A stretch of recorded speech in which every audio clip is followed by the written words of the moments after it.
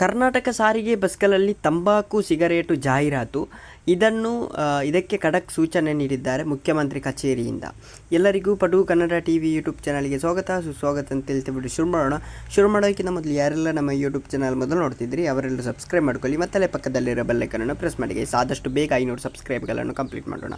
ಕರ್ನಾಟಕ ರಾಜ್ಯ ರಸ್ತೆ ಸಾರಿಗೆ ನಿಗಮದ ಬಸ್ಗಳಲ್ಲಿ ತಂಬಾಕು ಸಿಗರೇಟು ಮದ್ಯ ಉತ್ಪನ್ನಗಳ ಜಾಹೀರಾತುಗಳನ್ನು ಸಂಪೂರ್ಣವಾಗಿ ತೆರವುಗೊಳಿಸುವಂತೆ ಮುಖ್ಯಮಂತ್ರಿ ಕಚೇರಿಯಿಂದ ಖಡಕ್ ಸೂಚನೆ ನೀಡಲಾಗಿದೆ.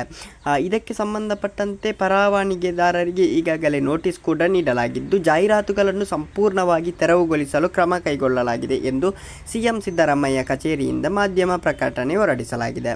ಅಂತ ಹೇಳಿದರೆ ಬಸ್ಗಳ ಹಿಂದೆ ಎಲ್ಲ ಸಿಗರೇಟು ಅದರದ್ದು ಇದರದ್ದು ಎಲ್ಲ ಹಾಕಿರ್ತಾರಲ್ಲ, ಅದನ್ನೆಲ್ಲ ನಿಲ್ಲಿಸಬೇಕು.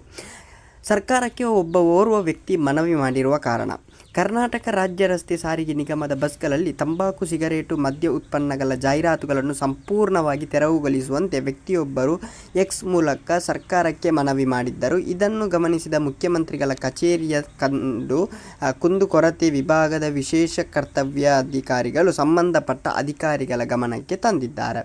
ಇದೊಂದು ಒಳ್ಳೆಯ ವಿಷಯ ಅಂತಲೇ ಹೇಳ್ಬೋದು. ಓಕೆ ಗೈಸ್, ಮುಂದಿನ ವಿಡಿಯೋದಲ್ಲಿ ಸಿಗೋಣ. ಅಲ್ಲಿವರೆಗೆ ಲೈಕ್, ಶೇರ್, ಸಬ್ಸ್ಕ್ರೈಬ್ ಮಾಡಿ. Love you so much.